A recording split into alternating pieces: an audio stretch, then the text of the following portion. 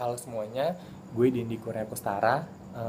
Di sini gue bakal memberikan pembahasan sedikit mengenai teori-teori yang ada dalam komunikasi massa.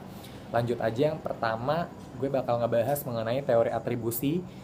Gue dapat teori ini dari buku Theories of Human Communication, Stephen W. Littlejohn. Penemu teori ini adalah Fritz Heider, di mana teori ini bermula dengan gagasan bahwa setiap individu mencoba untuk memahami perilaku mereka sendiri dan orang lain, dengan mengamati bagaimana sesungguhnya setiap individu itu berperilaku.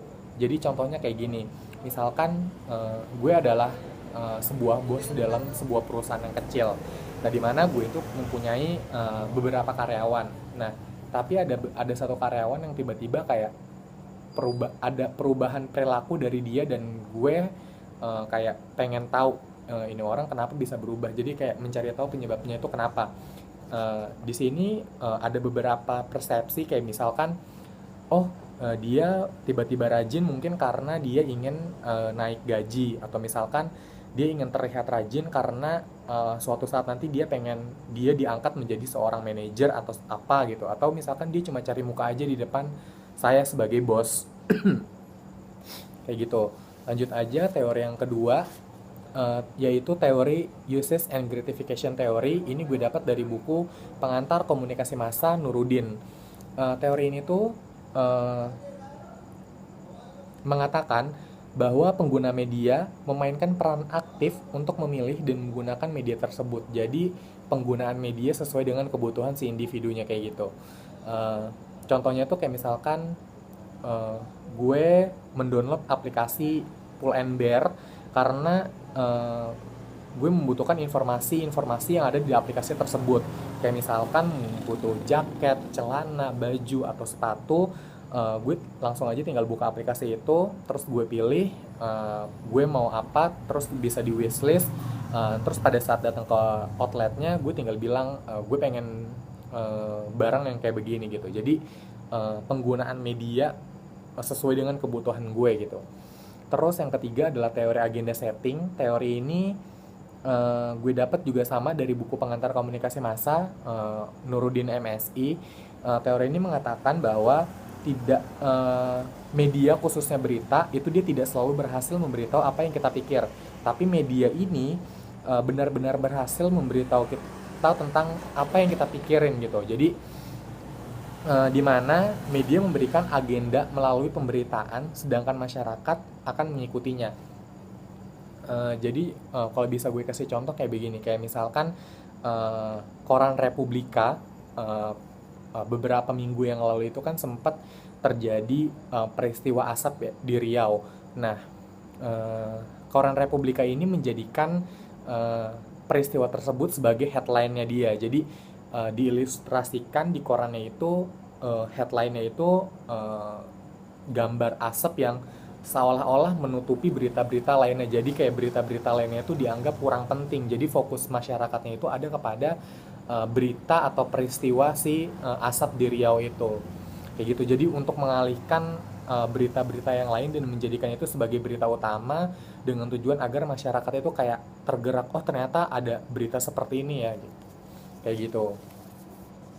Terus yang keempat adalah teori media. Teori media ini gue dapat dari buku Teori Komunikasi Massa Dennis McQuell. Teori ini mengatakan bahwa sebagian besar menjelaskan tentang kayak memahami bagaimana media bekerja dan menjelaskan produksi budaya umum.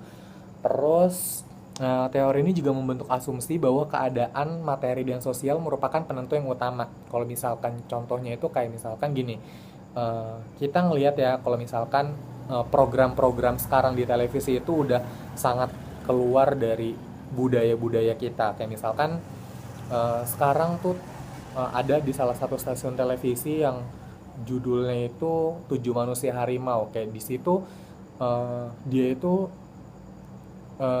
menayangkan kayak orang yang terbunuh itu bisa hidup kembali dengan kayak misalkan ada kayak dari tenaga dalam lah atau apa. Jadi kita sebagai halayak, apalagi anak-anak yang masih di bawah umur atau yang belum dewasa itu akan meniru eh, peristiwa tersebut. Jadi kayak berantem sama temennya, ya udah biarin aja dia mati, ntar dia juga bisa hidup lagi karena dia menonton acara si 7 manusia harimau tersebut. Jadi intinya sih teori ini apa ya, membawa si media ini membawa pengaruh, dan di mana pengaruh ini akan membawa perubahan terhadap halayak atau masyarakat yang menonton si acara program tersebut. Terus yang terakhir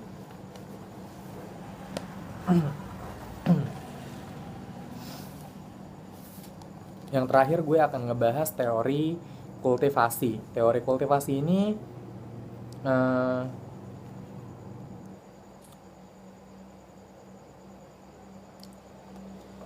kajiannya itu pada studi televisi dan audiens, khususnya pada tema-tema kekerasan di televisi. Menurut teori ini, televisi ini menjadi media atau alat utama di mana para penonton televisi belajar tentang masyarakat dan kultur di lingkungannya. Contohnya kayak misalkan begini, sekarang kan banyak ya program-program drama-drama Korea. Nah, kayak dari situ kita tuh bisa tahu, dengan kita menonton program itu kita tahu, oh ternyata di Korea lingkungannya tuh seperti ini ya, oh ternyata budayanya seperti ini ya, makanan daerahnya seperti ini ya. Jadi kayak nambah ilmu juga sih gitu.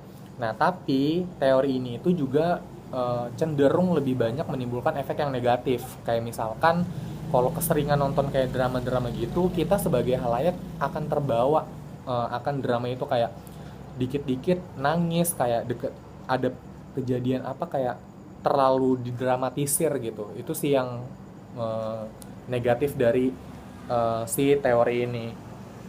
Gitu aja pembahasan teori-teori komunikasi massa. Ada 5 teori dari gue, Dini Kurnia. Semoga apa yang gue bahas tadi bermanfaat untuk kalian semua. Sampai ketemu lagi di lain waktu. Bye.